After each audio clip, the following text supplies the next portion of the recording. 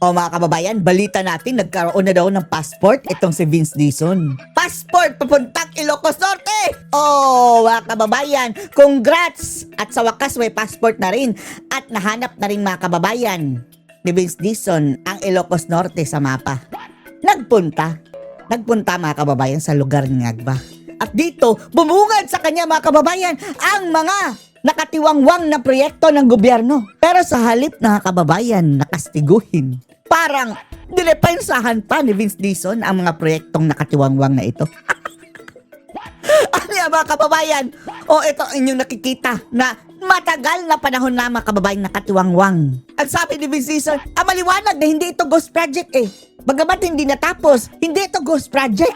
Dahil may kalansay daw mga kababayan oh. Oh, hindi naman yan ghost. Anya mga kababayan, naubusan lang daw ng pondo. Oh, at nung tinanong mga kababayan, bakit? Nasaan pala ang pondo? Ang sabi ni Vince Dizon, naglaho. Ay nako, naglaho daw ang pondo mga kababayan. Tapos walang kurakutan. Ang animal na yan. Kaya huwag kayong maniwala dito kay Vince Dizon mga kababayan ha. Dahil ayon dun kay Ka Eric, talagang nilagay yan mga kababayan ni Ngagba para pagtakpan etong kanilang kabalastugan sa flood control at iba pang mga proyekto mga kababayan. Panoorin nyo po ha. Wala pong ghost project up po, Secretary. Well, clearly naman, hindi to ghost project. Hindi ghost project! O ano pala yan? Diyos ko Lord, anong proyekto ito mga kababayan? Hindi daw ghost project tapos ilang taon nang nakatiwangwang na ganyan, hindi tinapos. Inumpisahan lang mga kababayan, hindi tinapos. Hindi pa rin ghost project. Bakit? Dahil mayroong mga paa na natira. Anong tawag doon sa ano? Tulay ba to mga kababayan? Anong tawag doon sa katawan? Ghost na, di ba? Wala eh. Half ghost project lang ba ito? Vince Dizon? Hindi may nakatayo. Mayroon daw nakatayo na ano, paa. Ang katawan lang ang hindi makita. At ito, kaya rin naman hindi na tapos kasi nga, naubos yung pondo. Naubos ang pondo, Diyos ko Lord. Nagpondo pa kayo kung paalang pala ang ano mga kababayan, itatayo. Basura din yan mga kababayan, as good as mayroong corruption dyan. Dahil, meron bang magpo-propose kayo ng proyekto mga kababayan tapos yung paalang, walang katawan? Oh, baka kinain nyo ang katawan. Bitin yung pondo. Bitin yung pondo. Nasaan pala ang pondo? Eh, hindi ko na alam kung bakit. Oh, hindi na nila alam kung nasaan ang pondo. Oh, wala pa rin kurakutan. Imbestigahan mo nga yan. Animal itong si Vince Dizon mga kababayan. No? Kaya ka nga pinapunta dyan para mag-imbestiga tapos ikaw pa parang justify mga kababayan. Hindi ito ghost project. Lugar yung Sando mga kababayan. Oh. Dahil mayroon namang nakatayo daw na paa. Wala pa ako nun. Oo, hugas kamay na naman siya. Wala pa ko nun. Talagang wala ka pa dahil bago ka pa lang dyan eh. Ang purpose mo nga eh, halongkatin mo. Hindi ibig sabihin, wala ka pa, hindi mo na papakialaman. Sir, itanong ko lang, so bakit kailangan piece by piece po yung project, sir? Yun nga din yung tanong ko eh. Bakit ganun? Ang Oo. problema nga, sinasabi sa akin ng mga matagal na sa DPWH, kamukha ni RD Richard, nagre-request daw sila sa region o sa district, pero pagdating daw ng final na budget, either minsan nawawala, Oo. Yan! Bakit nawawala? Kinain? or nababawasan ng malaki. Oo. So, kailangan talaga ipaliwanag natin. Dapat sa kasuhan. lahat. Oh. Kasama. Yan ang kasuhan mo. Yan ang purpose mo na dyan eh. Kasuhan mo yung mga taong dapat handle ng project na yan na bakit nawala ang budget? Na rin sa Kongreso na siguro bago naman tayo mag-isip ng bagong Oh, ito, project, napaka-aksaya mga kababayan. Nag-umpisa lang ng proyekto, ng abala pa oh. Dahil hindi na madadaanan na maayos mga kababayan, ay nag-abala pa. Tapos akatiwangwang lang. Hindi pa inumpisahan, hindi tinapos. Pero walang ghost project, Lord. i-priority muna natin yung mga hindi pa tapos. Tapusin muna natin, siguraduhin muna natin. Kamukha ito. Oo. Kamukha niyan. Andar yan kay Sandro Marcos siguro mga kababayan. Wala namang right of way problem ito. Buti sana kung may right of way problem. Kasi kahit magpondo ka, hindi pa rin siya magagawa hanggat hindi mo makuha yung right of way. Eh yung dalawang binisita natin, itong Kamarwan tsaka yung Loing, wala namang right of way problem to eh. Oh, di ba? Sandamakmak. Grabe mga kababayan. Yang Ilocos Norte. Parang center sa Project Anomaly. Ang daming hindi natapos, ang daming nasira, ang daming ghost. Except lang daw dito mga kababayan dahil may nakatayong mga paa. Oh. Hindi daw ghost project. Diba? So, kailangan tingin ko yung pag-iisip nating lahat. Yung pag-iisip nyo daw lahat. Kasama na rin yung mga partners natin sa Kongreso, sa Senado. Tingin ko dapat pare-pareho tayo ng mindset. Diyos ko Lord, yan nga nangyari Pare-pareho kayo ng mindset. Kaya nagkakandaletse-letse tayo. Nagkanakawa ng massive mga kababayan, di ba? Common sense lang naman to eh. Common sense! Ay, Diyos ko Lord, galing from the Bangag, Pilipinas, mga kababayan, common sense. Ikaw, bakit common sense ang tagal mong nagpunta dyan sa Ilocos Norte? Ang balita, mga kababayan, na pinatagal talaga nila dahil mayroon pa silang hinabol, mga kababayan, ng mga proyekto dahil marami daw ghost projects sa Sandro. Tapos, para sa inspection, at least yung dumaan kay Sandro, mga kababayan, hinabol nila. Di ba kalahating taon o more than almost a year, mga kababayan. May leeway si Sandro para habulin yung mga proyekto. Pero tingnan natin. Sana nga mga kababayan, no? Sana nga mga mawasak yung mga... Dahil kung minadali nila mga kababayan sigurado tayo mawawasak yan. Substandard talaga yan. Pero hindi lahat hinahabol. Kagaya nito mga kababayan, no? Nakatiwangwang ng ilang taon. Yung mga inumpisahan na ongoing, tapusin na muna natin. So lahat na po ng ongoing na project matatapos. Yun ang pipilitin natin. Pagsabihan mo yung presidente mong bangag, Vince Dizon, yan ang unahin niya. Kaysa sa mamumulitika, Diyos ko Lord, ito, Tatak Marcos, mga kababayan, nag-umpisa na hindi natapos. Yun ang pipilitin natin. So, sir, so contrary po sa statement, ina-admit po ng DPWH po talaga na lahat po ng mega projects po like Regis po talagang face by face po talaga. Contrary po dun sa Hindi mga lahat. industry. Hindi lahat face by face. Kunyari, yung Ayan, may face by face ba? Tulay ba yan, mga kababayan? Bakit may tulay? Ano pala itong dinadaanan nila? I-elevate siguro, mga kababayan, baka mag-overflow yan kung babaha. So, tulay i-face by face mo? Ulol ka lang kung mag-face by face ka ng tulay. Ito, mga kababayan, clearly, hindi talaga tinapos. yung mga malalaki nating bridge, yung kunyari yung bridge sa Kabagan, ay yung bridge sa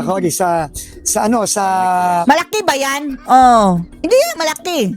hindi sa Kamaranyugan, sa Cagayan. Inaugurate ni Pangulo yon. Inaugurate. Tapos inumpisahan ni Tatay Digong. Tapos siya na ang umangkin, mga kababayan. Legasiya na niyang bangag. Yun, natapos yun, 2 taon na. Diba? Tapos na. Yung bridge sa Bukana, sa Davao, 2 taon din. Inangkin din niya. Legacy daw ng bangag, mga kababayan. Diyos ko Lord. 2023 to 2025 tapos. Hindi ba? May mga ganon. Pero para sa akin, dapat lahat ganon. Pati yung mga tulay na ganito na hindi naman kalakihan, Bakit? di ba? Dapat ganon. Bakit hindi tinapos? Hanapin mo ang pondo. Lalo na nga yung mga ganito kasi hindi naman malaking pondo ang kailangan dito. Isipin mo, 50 million lang. Di lang mga kababayan, ang 50 million, Diyos ko Lord, naubos na daw 50 million para lang dyan sa 1, 2, 3, 4, 5, mga 8 mga kababayan, haligi. Hindi pa mapondo ng buo, di ba? Hindi. Bigyan mo ako ng maski 5 million lang, gagawa ako ng 8 haliging ganyan. Mas matibay pa. Kahit 500,000 lang, sige. Ang mga grabe naman, 50 million, mga kababayan, hindi pa natapos. So, kailangan talaga, So, hindi to ghost project. No, hindi. Half ghost project. Hindi to ghost project kasi sinimulan to nung last year, 2025. Hindi pa ghost project na. Ang pondo 30 million nga. 30 million, Diyos ko Lord, yan lang ang nagawa. 30 million, hindi ghost project. Ito lang ang kaya nung 30 million. Yan lang ang 30 million, mga kababayan. Diyos ko Lord, overpriced. Pagpalagay natin, hindi kayang gumawa ng tulay ang 30 million, pero hindi dapat ganyan lang ang nagawa, mga kababayan. Diyos ko. So, ito lang yon. Ito lang, nilalang mo 30 million. Yan lang, ilang kabilya lang ba yan? Ilang sako ng semento? Ngayon, dadagdagan na natin ang pondo. Yan, mga kababayan. Kailangan na naman ng pondo. Another corruption. In fact, wala nga daw Nakatapon pondo to ng 2026. Tama ba? So, wala. So, buti na lang may savings tayo ng 2025. savings pa. Ayan, another corruption na naman, mga Gagamitin kababayan. natin ngayon dito para matapos na. Para naman magamit naman ng mga taga-pidig. Diba? Yung mga barangay natin. 30 million, hindi ito ghost project. This year, matapos to. Ay, naku. Wala siya nakikitang anomalya, mga kababayan, talaga daw. Dahil yan lang ang kaya ng 30 million Bakit hindi agad-agad nakapala? Alam mo, tanong ko din yan, hindi ko masasagot eh. Tanungin nyo na nga siguro yung mga bago ako. Hindi ko din maintindihan. paano ka pa nandyan? Sana hindi na lang Eh, kasi ikaw. para sa akin, common sense, di ba? Common sense pa. Kung meron kang simulan, yun ang unahin mo, tapusin mo muna yun. Bakit kailangan mag-build sila ng bagong project? Well, in fact, hindi pa naman yun. Again, hindi ko masasagot. Yan ang corruption. Ang sagot dyan, Vince Dizon, corruption. Di mo masagot no dahil ayaw umamin mga kababayan. De lugar yan ni Sandro. Kaya nga ngayon, sinabihan ko sila, bawal kayo mag-propose ng bago hanggat hindi napopondohan yung mga hindi pa tapos. Hindi ako tatanggap ng kahit anong project na bago kung hindi napopondohan muna yung uncompleted Sa buong bansa po yun. sa buong bansa. Sige ha. Balita natin mga kababayan, yung mga proyektong inumpisahan more on sa Mindanao at sa Visayas mga kababayan nakakampi ng mga Duterte, hindi na pinopondohan ng mga bangag. Kasalanan nyo yan eh. Yun na yung sinasabi ko. Kasi Kasi sinasabi mo? nakakainis, hindi ba? Lahat naman tayo taxpayer eh, di ba? Wow eh. Kasama pa siyang nainis sa kanyang sarili mga kababayan. Lahat naman tayo, nakikita natin Ayaw nga Luzon, dyan, Visayas, oh. Mindanao, puro ganito eh.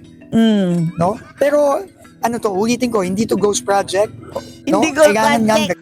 Half project lang, 30 million mga kababayan. Ilang haligi lang. Dagan yung pondo. Yun ang gagawin. Additional pondo, yung nawalang pondo. Sinabi mga kababayan, nasaan pala pondo? Wala eh. Nawala daw mga kababayan.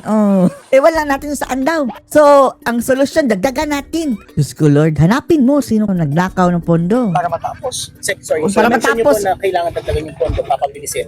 So, how do you expect DPWH na papabilisin po yung pagdagdag po ng pondo dito sa Ngayon, nag-instruct na ako na isama na yung 20 million dito. Ay, hindi. Magkano dito? Ang kailangan? 50 million for this. Another 50 million mga kababayan. Gumastos na ng 30 million ha sa haligi. Sa Kabarwan, 20 million sa Loing, and 15 million sa Estancia. Yan papayag ka niyan, Vince Dizon na 30 million na yan. Diyos ko Lord. So ano yun? 50, 20, Tapos, yung the rest daw mga kababayan na budget na wala. 85 million lang yun. Lang pa. Ang liit na, ang budget ng DPWH, billion yan. Daang billion yan. Di ba? Para lang maging magamit naman ng mga kababayan natin dito sa pidig. Para magamit ng mga kababayan. Sir Eddie, Grabe kasi na, bakit para pang mga kababayan, tagapagtanggol. hinayaan pa natin lumabas sa Superhero style mga kababayan. Ay nako, bagoong social media Pilipinas. bago action nitong crime? Hindi ko hinayaan. Talagang pupunta naman ako dito. Kaya lang, tawag dito, mabuti nga yung social media eh. Maganda ako. Yung Buti pa ang social media alam dyan. Ikaw ang tagal mo pumunta dyan. yung naglalabas ng social media, nagpapasalamat ako sa kanilang lahat. At kailangan ba talaga ikaw? Hindi mo kaya buong bansa. For the show ka lang eh. Ang dami mong in-inspection, wala kang nahuli. Wala na pakulong mga kababayan. Eto mga kababayan, kung talagang seryoso itong gobyerno mga kababayan na maghanap ng mga ghost project, pinamobilize na lahat-lahat ang ahensya mga kababayan. Nationwide ang hawak ng bangag eh. Pinobilize na niya na mag-report ng mga ghost project. Ang listahan, napakasimple mga kababayan. Hawak nila ang listahan. Eto mga proyekto, tingnan nyo lahat ito. Mayroon siyang mga gamitin ng intelligence fund at confidential fund mga kababayan. Pati na yung legitimate talaga na ahensya ng gobyerno. Pati NBI. Puntahan nyo, meron ba? Wala. Yan lang. Hindi na kailangan si Dizon lilibot-libot lang dyan ng ganyan mga kababayan. Antayan niya muna yung mga report per LGU, per mga kababayan, probinsya, and then yung siguradong mga ghost, yan lang ang puntahan ni Dizon para ikumpirma. Hindi nga niya kaya yan. Pero ang dali lang talaga mga kababayan. Kaya itong ginagawa ni Vince Dizon ay pakunwari lang ito mga kababayan, pangpatagal, delaying tactics. Nagpapasalamat ako kasi Salamat ka pa! dapat naman talaga mainis tayong You're welcome! You're welcome ha. Matagal na kaming naiinis. pag may Pati ganito sa'yo. Di ba? All over the country to. Oh. Di ba? So, para sa akin, gawin natin ang utos ni Presidente, Utos. I-delay. ayusin natin. Di ba? Ayun. Yung social media, tama yun. Ay, nakakatawa na lang Diba? itong mga Yung ulol na to, no? In fact, mananawagan pa ako. In fact, Kung meron pa kayong makitang unfinished report nyo, ubusin mo dyan sa Ilocos Norte. pipilitin natin po.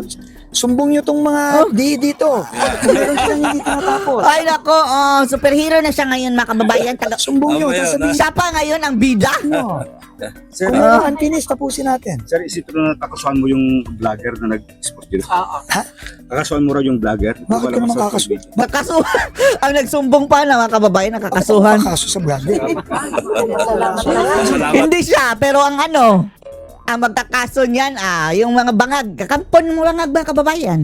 Gagamit sila ng ibang entity na para magsampa ng kaso. Hindi sila magkakaso, pero sila ang nasa likod. Sinumbong eh. Pinasalamatan ko nga eh. Ba't ko kakasuhan? Bakit kakasuhan? Tapos ang mata mga kababayan, Uy, ba't naman ako hindi ako mahilig sa kaso. Was! Anong masasabi niyo ko mga kababayan na hindi daw ito ghost project dahil may nakatayo naman, nagastos na sila ng 30 million, yan lang. Hindi nila alam kung nasaan yung pondong para sana pantapos ng proyekto. Not a ghost project, sabi ni Dison. Anong masasabi niyo dito? Post your comments below.